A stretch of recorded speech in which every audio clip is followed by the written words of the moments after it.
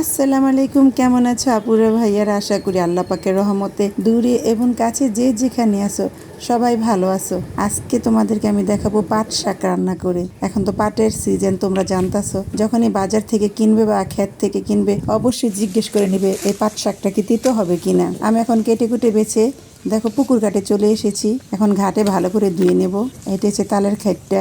যখন কারেন্ট থাকে না, মোটরে পানি থাকে না, তখন এই গরমের ভিতরে আমরা এই পুকুরে নেমে সাতটায় গোসল করি, কি যে ভালো লাগে। এখন ভালো করে আমি পাট শাকগুলোকে ছলছল করে ভালো করে ধুয়ে নেব যাতে কোনো বালি না থাকে।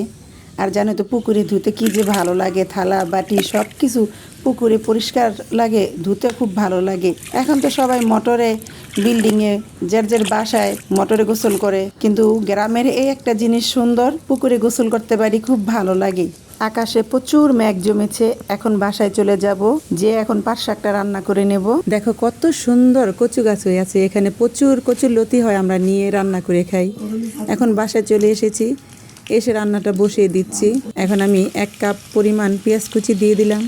পাট শাকে পেঁয়াজ কুচি, লাল মরিচ, কাঁচা মরিচ, রসুন কুচি একসাথে ভেজে তারপরে পাট শাকটা দিবে, দেখবে পাট শাকের একটা আলাদা একটা ঘ্রাণ বের হয়, খুব ভালো লাগে। আমার মতন করে রান্না করে দেখো, খুব ভালো লাগবে। অনেকে সিদ্ধ করে নেয়, সিদ্ধ করলে কি পরে কালারটা নষ্ট হয়ে যায়। এই তো আমি পানি ঝরিয়ে নিয়েছি ভালো করে। এখন পেঁয়াজ, রসুন, মরিচ ভালো করে ভেজে নিয়েছি। এর উপরে আমি পানি ঝরে রাখা পাট শাকগুলি দিয়ে এখন ভালো করে নেড়ে এপিট ওপিট করে নেব। আমি পাট শাকটা ঢেকে দেবো না, ঢেকে দিলে পাট শাকটা হলদে হয়ে যাবে। এখন সামান্য লবণ দিয়ে দিলাম, লবণটা আমি পরেই দিলাম, প্রথমে দিলে পানি ছেড়ে দিত।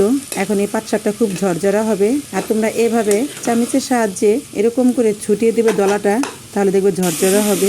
এই তো দেখো, আলহামদুলিল্লাহ আমার পাট শাক রান্না হয়ে গেছে। এখন একটা বাটিতে উঠিয়ে তোমাদেরকে দেখাচ্ছি। আজ এখানেই রাখি, ইনশাল্লাহ আগামী ব্লগে তোমাদের সাথে আবার দেখা হবে। খোদা হাফেজ।